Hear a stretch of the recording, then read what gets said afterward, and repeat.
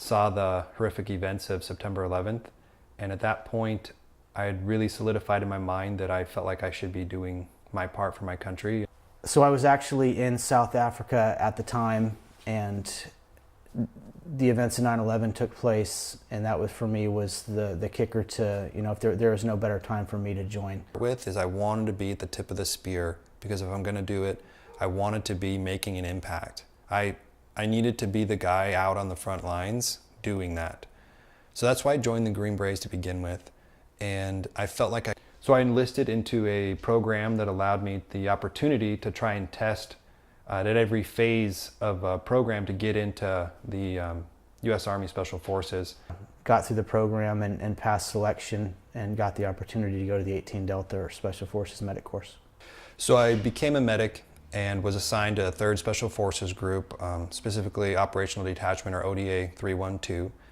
We were a mountain team.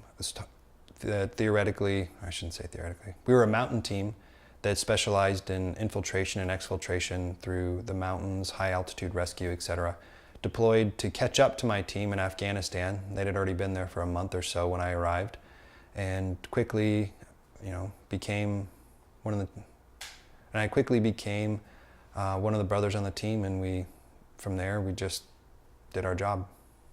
I got real lucky and went to a unit that had a little bit higher op tempo, and we'd be deployed to combat zones like Operation Enduring Freedom in the Philippines, and then Iraqi Freedom when it was in full swing, and as well as Afghanistan.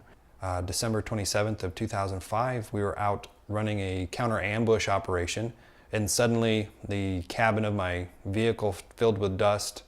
My ears started to ring, and I felt myself being hurled up into the roof. And at that point, after it was all over, as I was dragging myself backwards on my elbows away from the vehicle, worried about a secondary detonation, I looked down and saw that my left leg had been traumatically amputated and my right foot was laying off to the side where it shouldn't have been. So from that point on, I was a double above the knee amputee and have been rehabbing and using prosthetics since.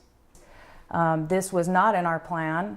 However, as you go through this process and you decide, as we did as a married couple, that if we're not going to be able to be, he's not going to be able to be on an ODA doing what he went in for, then we're going to have to find a new path.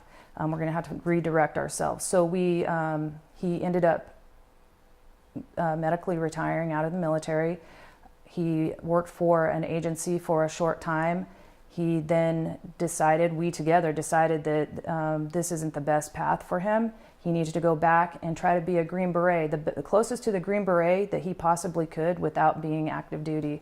And that led him to going back to physician's assistant school, because his passion was being a Special Forces medic, and becoming an emergency room medic, or emergency room physician assistant.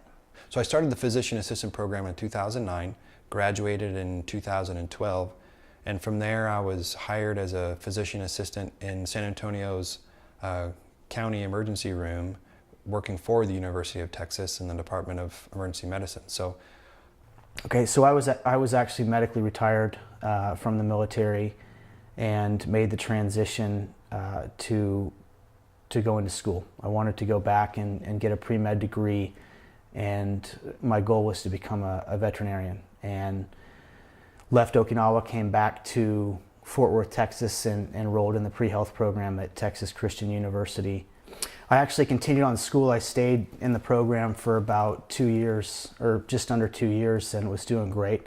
Grades are good, and then for me, I needed something else, and I got really, really lucky. TCU, my wife and I live basically a block away from campus, so TCU's in a pretty small little area with the Fort Worth Zoo and TCU, and then downtown Fort Worth, and then where we live. So I, on a whim one day, was driving by the zoo and said, hey, I had been in South Africa. I've had a love of animals my whole life and a love of medicine. So for me, it was, I just drove up to the zoo, went in and applied for a job, and put down, didn't put anything crazy, just put my background. I already had a paramedic before I came into the military. I put that down, then I put in my time as an 18 Delta, and got a call back from the zoo's HR department, and the head veterinarian at the zoo wanted to speak to me about my job application, which, it was a shot in the dark. I had no clue. I had no experience as a zookeeper, zero experience doing veterinary work other than the stuff you learn in the 18 Delta course, which is mostly for pack animals. And got lucky. The interview went really well, and I got hired on to be a zookeeper and a vet tech in the Fort Worth Zoo, which is one of the better zoo hospitals in the United States and in the world. And through this, I've really found a position that I enjoy, and I'm able to do the type of work that I find satisfying. Helping others. There's always constant challenges. There's always something new coming in the door. You really never know what to expect. I've always had a passion for medicine and trauma medicine in general, and it's, there's no better feeling in the world than being able to help somebody who's in a lot of pain or hurt and be able to fix that. There was something inside of me saying, well, this can't be all that it is, and if it is, that's fine. But I thought to myself, people go out and they start companies, they start businesses all the time. Why can't I do it? There's really no outlet for me to do what I want to do now. And the opportunity came up to partner with somebody that I felt was that would be a fantastic partner, trustworthy, subject matter expert.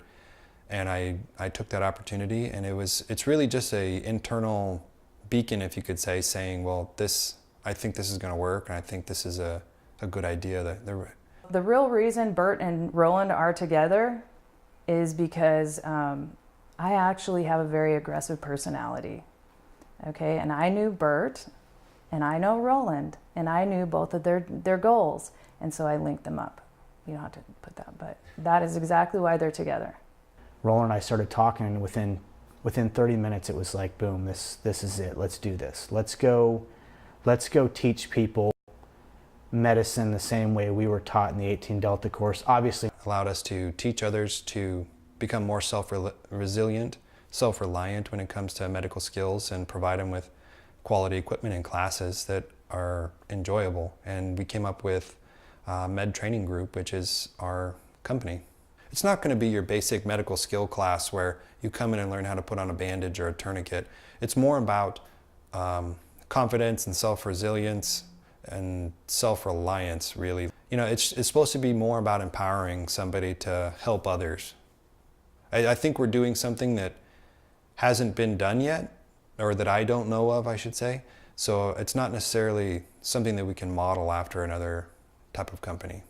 From the get-go, we wanted to create a company that was going to be able to hire other Green Berets, specifically Green Beret medics. That's really our goal, to try to be a landing point for these guys coming out of the military, because it's kind of a shock coming out as a Green Beret medic. So when we're deployed or on a military base, we have a scope of practice that's unbelievable to any civilian.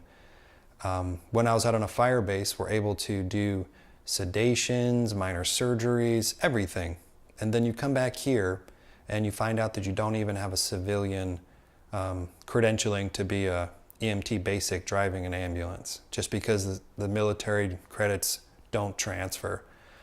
But I'd hope to be a landing board for some of these guys, give them, again, a purpose, something to do, a way to get out and see that, almost, I guess I should say, a way to reintegrate into society like I had to do. Finding your purpose and finding what you're supposed to be doing with your life, it's not easy. I still think about it every day and wonder if I'm doing the right thing. And I think about it and I decide, you know what, I am.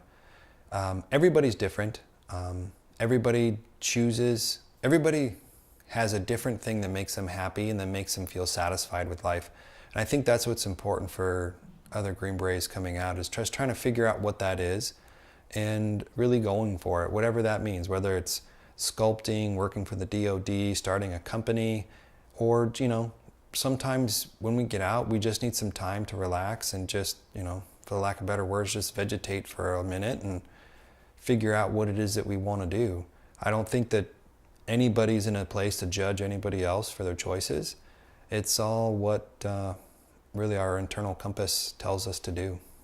The redirection comes where you say, you know what, I'm doing something right now, it's certainly not horrible, but I think there might be something else out there, and you end up doing a complete 180. Redirection, for me, one of our pillars under the next ridgeline means that what I've seen with my experience with Green Berets over the more than a decade now is that they come out of the military. These guys are high energy, highly motivated individuals. They hit the ground running when they come out of the military.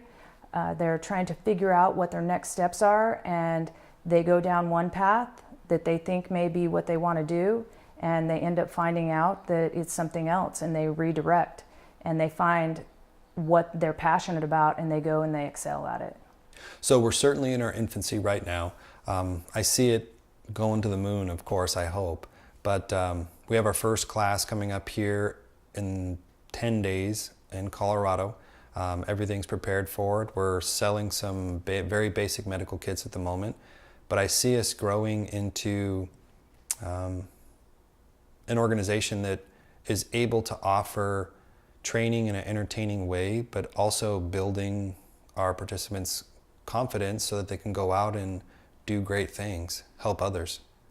You know, our goal is to employ as many 18 deltas as we can and get them out there teaching medicine, doing what they love. I don't think you can leave the military on a good military career and not want to continue to serve in some capacity, whether it's teaching people, helping people, charity, whatever it is. I think they don't want to work a desk job. You know, our goal is to get those people out and doing what they do best, and that's helping people and teaching people. The best advice I can offer anybody transitioning, which I was lucky and stumbled onto it, was find something you're passionate about. Doesn't matter what it is. I don't care if your passion is fixing motorcycles or skydiving or you name it. It doesn't matter what it is. Painting. You pick it. Find what your passion is and figure out a way to make it work. And it might be hard. Again, I went through a horrible year of, man, am I going to be broke? Am I going to be able to pay my bills? But at the end of the day, your mental health is a lot better than any paycheck you could ever get. There's no better guys in the world to take a bad situation and figure out a way to make it work than Special Forces guys. Do the same thing. You know, for me, it was a matter of doing the same thing once you get out. Sit down, take a look at what you love doing, figure out a way to make it happen. If you are a Green Beret Foundation supporter, and specifically the Next Ridgeline supporter, I encourage you to also go to the Green Beret Foundation's website under Next Ridgeline and see how you can support the transition of our Green Berets.